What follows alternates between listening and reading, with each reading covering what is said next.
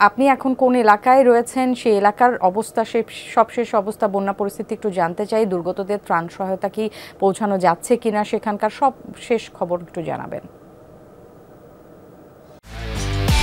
একমাত্র ওয়ালটন এসি দিচ্ছে 1 বছরের রিপ্লেসমেন্ট গ্যারান্টি এবং কম্প্রেসরের 10 বছরের গ্যারান্টি।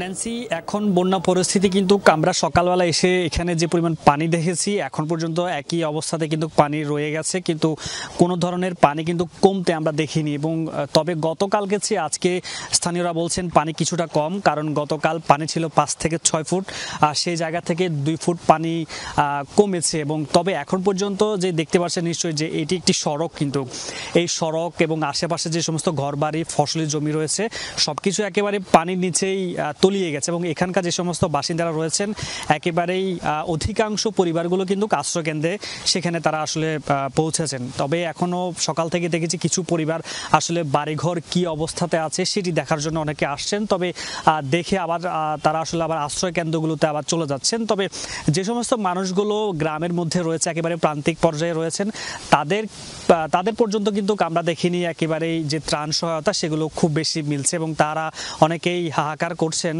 যেহেতু এখানে গত 4 দিন ধরে বিদ্যুৎ নেই, বিশুদ্ধ পানির সংকট, গ্যাস নেই, সবকিছু মিলিয়ে একেবারে চরম দুর্ভোগে রয়েছেন।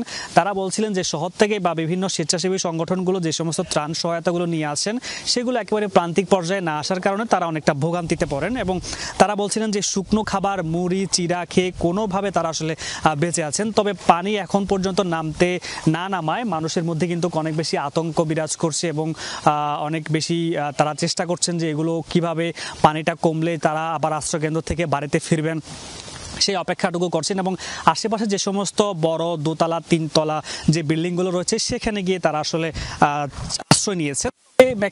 সবকিছু মিলিয়ে বলা যায় যে বন্যা পরিস্থিতি কিন্তু এখন পর্যন্ত অবনতি বলা যায়। শুধুমাত্র মিরসরাই নয়, আশেপাশে সীতাকুণ্ড, বারিয়ারহাট যে সমস্ত এলাকাগুলো রয়েছে, একেবারেই প্রায় কয়েকশো গ্রাম এখন পর্যন্ত প্লাবিত, এবং সেখানকার বন্যা যে কবলিত মানুষজন রয়েছেন তারা একেবারেই খুব কষ্ট করে আসলে জীবনযাপন করছেন। আপনাকে ধন্যবাদ।